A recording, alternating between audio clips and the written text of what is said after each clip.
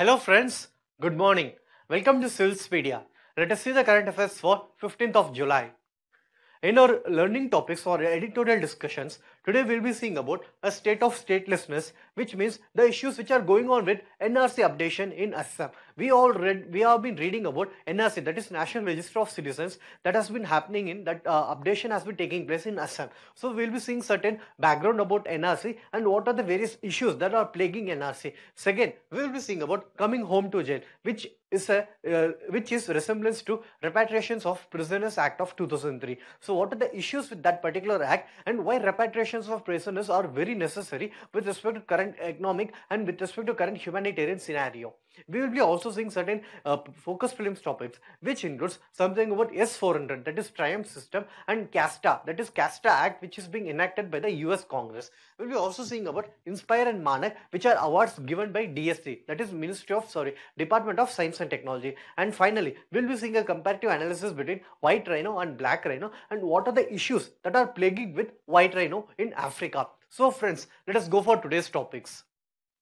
The first topic, a state of statelessness. So here we'll be seeing what is NRC. So a brief background about NRC is that the first NRC was formulated in the year of 1951 based on the census of 1951, which contained the residential nature of Indians. After this NRC, there has been no updation of NRC. But an issue happened in Assam. We all remember that in 1971, there was Indo-Pakistan War. And during this, due to Operation Searchlight,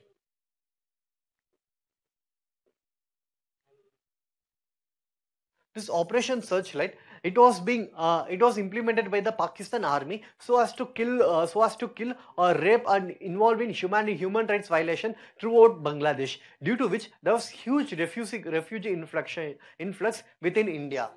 And these refugees, they went to Assam as well as Bengal, because during that time the border was very porous, and due to the huge influx of Assamese, Bengalis inside Assam, the indigenous culture of Assam was seen to be degrading or getting eroded. So due to this, like a violent demonstration has been made against the government of India by AASU, that is All Assam Student Union.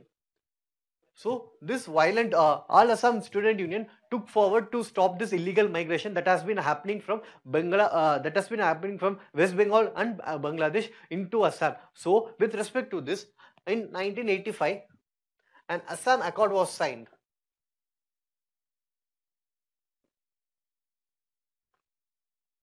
So this Assam Accord was signed between the AASU, that is All Assam Student Union, with the government of India. The Assam Accord consisted of three important criteria.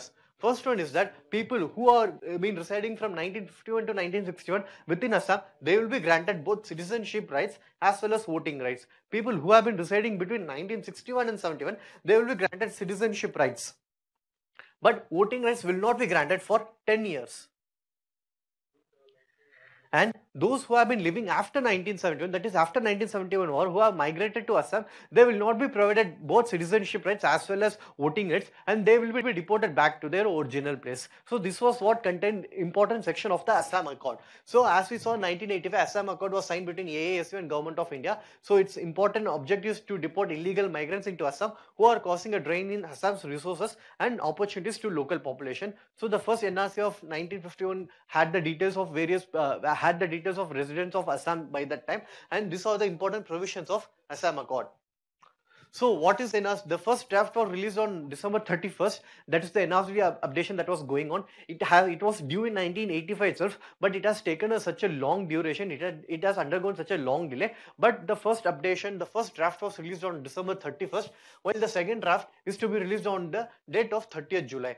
And in the first draft, there were a huge number of people whose data were missing, whose names are missing, and even in second draft, it is very unlikely that their names would should appear again in the draft. So if their names are not appearing in the draft, then it is meant that they are illegal migrants into Assam. It is because these people, they do not have any much of their own documents to prove that they have been residing in Assam, or their parents or their grandparents have been residing in Assam before 1951 itself. So there are various issues. One is inclusion as well as exclusion issues. Inclusion means people who have not been a part of Assam, but they have got the documents to certain forgery methods. They have found their names within the draft, the first draft as well as the upcoming second draft. But people who have been in Assam, who have tracked their family tree, or who have their lineage in Assam, they do not have their names in a draft. It is because they have lost their documents through various means. Probably they never made a document, or there were changes in the names.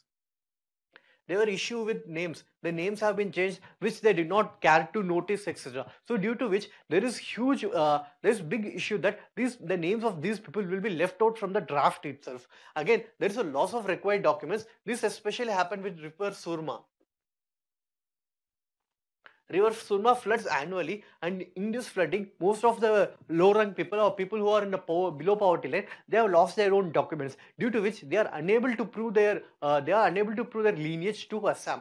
And then there are bureaucratic hurdles which is happening. The place where the draft has been made, they're far away from the village, so they have the villagers, they have to sell their own possessings, such as their own boats, or maybe cows, livestock, etc., so that they could go to the town, or city, and they could get their name registered. So a huge bureaucratic hurdles has been happening. And the biggest issue is, will Bangladesh take back the illegal migrants? So the important component of this Assam Accord was that after 1971 deportation, after 1971, people who have come into Assam, those are illegal migrants, they will be seen as they will be deported. So will Bangladesh accept these migrants? Already there is a bigger issue of Rohingya crisis which is going on between Bangladesh and Myanmar. So if there's a final draft comes up, and there are people who are becoming stateless, or who don't have a means for their livelihood, so what will happen to them? So this will lead to a huge humanitarian crisis, and maybe a partition like situation where India will say that these people, they don't belong to us, while Bangladesh also will not accept that these people belong to us. So these people will left stateless, a state of what Rohingyas have been going through in recent times. So this is a bigger issue that needs to be addressed. There's a principle in international relation with respect to migrants, that is principle of non-refoulement.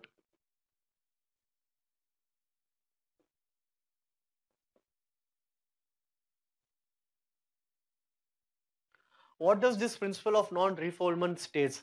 It means that if someone has come from one place to another place for the fear of persecution, then those people, they should not be sent to the same place again. So this was there because Rohingyas have been when Rohingyas have been coming inside India, the government has said that we won't accept Rohingyas, rather we will be sending back Rohingyas. So because in that point this principle of refoulement was taken place, because since Rohingyas have been persecuted in Myanmar, we cannot return them back because it is against the international humanitarian rules and regulations. So this is a bigger issue that needs to be addressed. So this is one side of issue, that is NRC. The second side of the issue we will be coming up is with respect to Citizenship Amendment Bill. So what we are seeing is that there have been various classes of citizens, there have been various religions there have been various people of religions such as Hinduism, Buddhism, etc., who have been residing in the three neighboring countries of India, that is Pakistan, Afghanistan and Bangladesh, who have escaped from that point to who have been escaping from that to avoid persecution, and they have been returning back to India. So the people who have been returning back to India, they don't have any legal documentations, and they have been termed as illegal migrants. So now this is a bigger issue. These people do not have legal documents, rather they have escaped from their nations on the fear of persecution. So what the government of India is saying is that they will be granted citizenship through naturalization, and even they won't be termed as illegal migrants, rather than they will be granted citizenship. Also the years, the period in which they will be granted citizenship is reduced from 11 years to 6 years.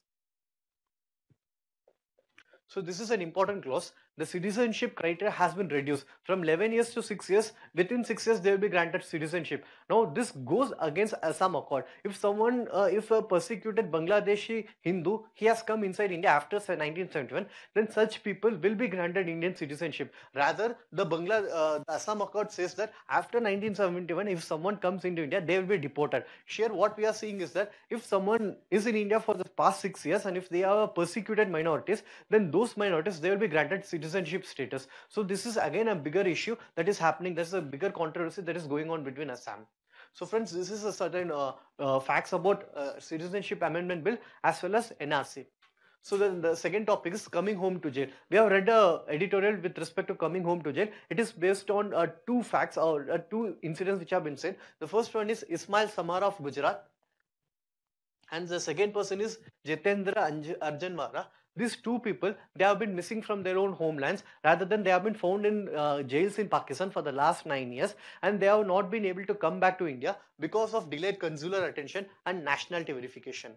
So this is an issue with international prisoners. These people have mistakenly transgressed Indian boundaries, and they have been found inside the Pakistani boundary. So they have been taken by Pakistan, and even though their jail term was like 5 to 6 years, they have been in the jail for the past 9 years. So it is because they do not have consular attention as well as nationality verification. So with respect to this, we will be coming up to an act, that is the Repatriation of Prisoners Act of 2003. So what is the objective of this act? If we are reading any act, if we are reading any legal statute, we should first see what is the objective of the statute. The objective of the statute is that it deals with the transfer of foreign nationals from India as well as from other nations to India. So it deals mutual transfer of prisoners from one nation to another nation. Also it deals with eligibility criteria, transfer procedure, obligations, and other issues. So these are certain objectives of this bill, that is that Repatriation of Prisoners Act of 2003. So what is the issue is that there is a lull in the operationing of the act. Though there are 7,850 prisoners who are in Indian jail and also as Indians in other jails, only with respect to 50 or 60 people they have been repatriated under this act. So what is saying is that though there is huge scope for repatriation of prisoners from one nation to another nation, there is still not much of implementation that is being happening. So why repatriation is necessary? First one is that it will reduce expenditure, both by keeping foreign nationals within India and also providing consular access to Indian nationals who have been lodged in jails in foreign nations. So by reducing expenditure is one point that is being put. Second one is it will also satisfy public expectations of bringing back those prisoners back to India, as well as it will lead to meeting of international humanitarian commitments. And the third point is that it is a statute, or it is the objective of the International Covenant on Civil and Political Rights. Under Article 12, the International Covenant on Civil and Political Rights, it says that right to return to one's home country. And the fourth one is that Vienna Convention on Consular Relations. We have, if you could rewind to certain points, you could remember a name called as Kulbhushan Yadav. Kulbhushan Jadhav. Kulbhushan Jadhav was a person who was an Indian national who was arrested in Pakistan for being a spy. So the person was not granted any consular access for a long time. India went to ICJ, that is International Court of Justice, to grant consular access to that particular person because the person was sentenced to death. So this is in Vienna Convention on Consular Relations. It says that every prisoner must have the access to consular relations. And again, another UN Model Agreement and also UN Convention of 2004. These two agreements also says something about repatriations of prisoners. The next topic is S400, Triumph, and CAASTA. So there is two topics, and these are interrelated. First one is CAASTA. What is CAASTA? CAASTA is Countering America's Adversaries to Sanctions Act. So it says that America has identified certain adversaries, which includes Iran and Russia. So if anyone is dealing in business with these two nations, then America may impose sanction on those nations. So with this lieu, Nikki Haley, who was America's US representative to the US ambassador to the United Nations, she categorically said that India must limit its trade with Iran. And also there have been growing concerns about India's buying S-400 air defense system from Russia. It is said that Russia is America's adversaries, and if India is dealing in business deals, India is dealing in arms deals with Russia, then India will come under the CAASTA Act, through which there will be trade restrictions, sanctions will be imposed on India. So this is what happening over there. And Triumph, what is Triumph? So it is important that we should know this name, because this year in prelims we got a question on THAAD missiles. So what was THAAD missiles? THAAD missiles were missiles which are set up in South Korea by America, United States. So we got a question on THAAD missiles. So we may expect a question on Triumph also. So what is Triumph? Triumph is one of the world's most advanced air defense system. that can attack simultaneously numerous incoming objects. So it is an air defense system which can protect our atmosphere, which can protect our national heritage or national important buildings. So US has imposed sanctions on Russia's arm manufacturers, especially the S-400 missile defense system, and India has maintained that it will go ahead with the purchase. So this is important. India said that it will be finalizing the deal and it will be going on with the purchase. So friends, I hope it is easier for you to understand. Please remember what is CAASTA Act and please remember what is Triumph. These two are very important. Questions may be expected from these 2 points. So the fourth one is NIF, that is National Innovation Foundation. So while reading about any body, we should know certain objectives of that body. We should know certain characteristics or facts about that body. So for example, if you are reading about Niti Aayog, so you will be knowing every body can be classified into 4 types. One is that executive, second one is that constitutional, third one is statutory, fourth one is autonomous. So any government organization, it can be classified in any of these 4 categories. For example, this year we got a question in prelims with respect to FSSAI, that is Food Safety and Standard Authority of India. What is the type of body is that? So that is an autonomous body. The question was with respect to something else, and we should also know that which body comes under which particular ministry. So in this case, the National Innovation Foundation, it is an autonomous body which comes under the Ministry of Science and Technology. So we have seen what is the stature, what is the facts about that body. The second one is we should see the objective of that body. What is the objective of that particular or body or government department or organization? The objective is that it is to strengthen the grassroots technological innovations and outstanding traditional knowledge. So it is a body, as we know, National Innovation Foundation. It is something with related to innovation. So it seeks to strengthen the technological innovations in India at the grassroots level as well as outstanding traditional knowledges. So NIF helps grassroots innovations and outstanding traditional knowledge holders get due recognition, respect and reward for their innovations. So with respect to this, NIF puts 2 awards, that is Inspire Awards as well as Manak Awards. So please remember this is also important. It may be asked that which award is being given for what particular criteria, not only in civil services exam, but if people are attempting CAPF exam or CDS exam, here these types of questions may be asked. So what is Inspire Manak Awards means Million Minds Augmenting National Aspiration and Knowledge. So this is the abbreviation of Manak, and it is being executed by the Department of Science and Technology with the action plan of Startup India Initiative. Now friends, this is also important. Please read about Startup India Initiative. What are the objectives of Startup India Initiative and what India is doing with respect to Startup India Initiative?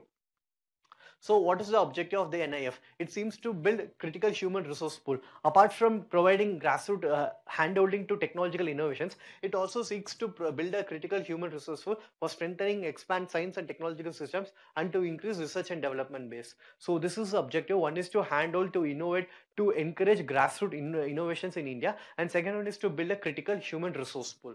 So under the Inspire Awards Manak scheme, students will be invited to send original and creative technological ideas or innovations focusing on common problems and come up with solutions on their own. Excuse me.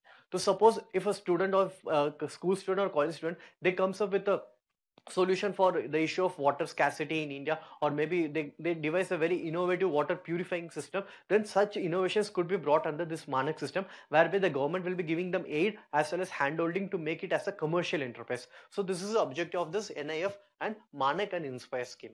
The fifth topic is white rhino and black rhino, a comparative analysis. It is important that we should know certain species which are there in India and which are there in India as well as in the world. It is because we get a question on species or we get a question on wildlife every year. So this is very important. So as you know, both white rhino and black rhino, they are not white as well as black. They are in fact in gray color. So we can see it from the picture. So they are two-horned rhino species distributed especially in African region. These are two-horned rhino species. They are not seen elsewhere. So these are seen only in African region. So in if you read about rhino, then something important is that there are 5 subspecies of rhino. So please read about these 5 subspecies. In India, we have only one subspecies, that is one-horned rhino. In India, we don't have a two-horned rhino. So this is very important to note. In India, we don't have a two-horned rhino. In India, we have only one-horned rhino. So there are 5 subspecies: one-horned rhino, Sumatran rhino, Javan rhino, white rhino, black rhino, etc. So please read about all these rhinos and where they are found. Also, please read about where this one-horned rhinoceros is found, Rhino Vision 2020, etc. So there are certain missions which are there. If you could take up your environment book, means you can find more details about this rhino species. So please read about this rhino species. They are very important. So again, coming back to this topic, the white rhino is subdivided into northern and southern white rhinos. So this is a subdivision within the white rhinos, and even here, the northern white rhino, there are only two northern white rhinos are left. Recently, we saw that the last male white rhino, that the name Sudan, it died recently in Kenya. So after that, there are only two northern white rhinos are left, and these two northern white rhinos are female, and they are unable to, they are not capable of reproduction. So it means that if these two northern white rhinos they die, then the entire northern white rhino species will be extincted from the entire world. These are the last two remaining species that we see in India, and we don't have any other northern male white rhinos, and it is very difficult to reproduce with this species because they have crossed their age of reproduction and they have not been able to reproduce. So if it's the end of this particular species when the two male white rhino dies, so that's it. We don't have any northern male rhinos left if these two species are if they are these two species are being extincted. So what are the issues? The second one is the black rhino. They are critically endangered species, and they are found in eastern and southern Africa. Okay, so the huge decline, why it is? Because of poaching for horns and for trophy hunting. So poaching is it is used in traditional Chinese medicine, whereby the horns, they have certain capacities of increasing the vitality of humans, etc. So there are certain Chinese medicines, traditional Chinese medicines, which have certain formulations for this horn of rhinoceros. And second one is trophy hunting. Trophy hunting means this is happening most commonly in South Africa, whereby the rhinos or other animals, even lions, they are bred just to be killed by people. People from US, UK, they give some money so that they could kill and they could take back the head as a trophy. So this is what happening in South Africa, and this is a very bad trend or very worrisome trend for the animals in South Africa as well as in other nations, because they are being killed just for fun. There is no other criteria. They are killed just for fun of those people who have the money or who have the ability to pay for that kill. So this is certain topics, friends. So if you have any doubts, please post it on the comment section.